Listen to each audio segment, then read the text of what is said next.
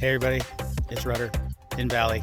Just got done with that first section, so I kind of thought I'd give everybody a little peek into what I've got so far, and then I'm going to start flagging out the next section to work on here. So let's go flip here.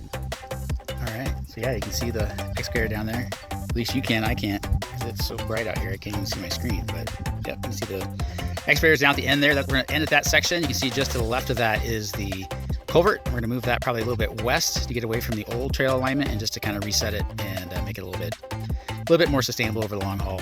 And then I'm going to head back out here into the valley. We're going to move around here, make a turn into the valley, and then head back up the hill.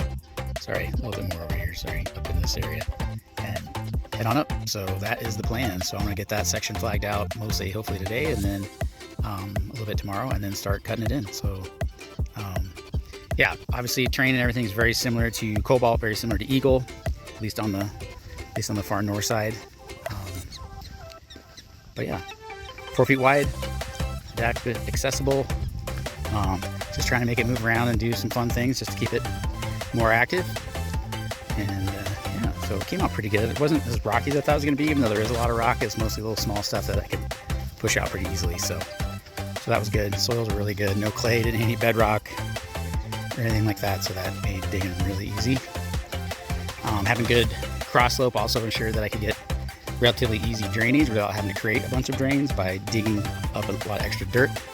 So that also made it go pretty fast too. So yeah, here we are.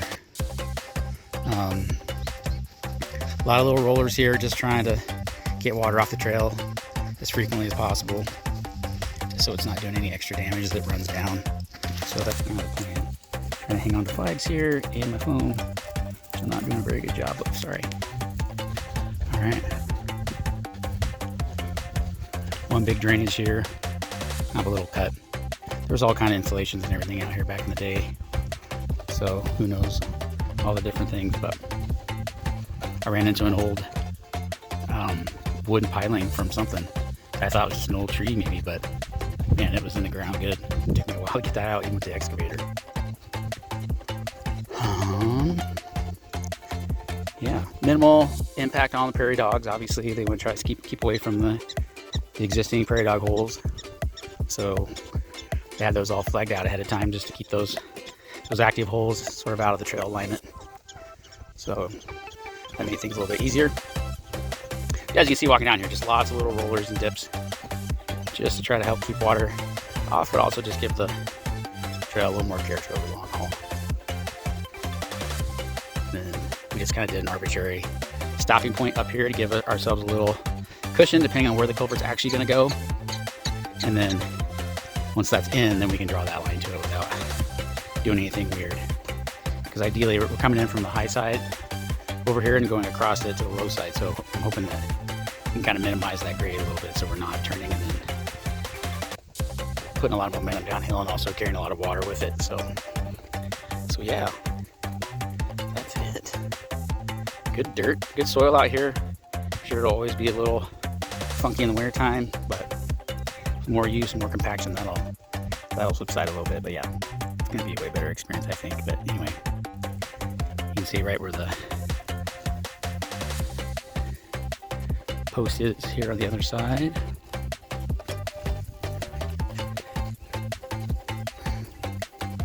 You see the culvert coming up.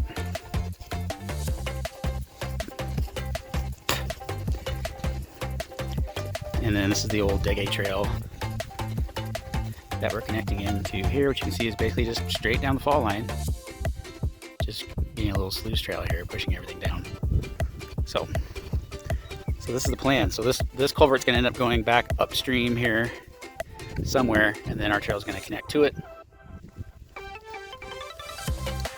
And then we will head out here. I don't know if you can see the stakes that are just straight off the end here. So it's gonna go up here and then up along this hillside and then duck in around here. So yeah, that's the plan. So I'm gonna get over there.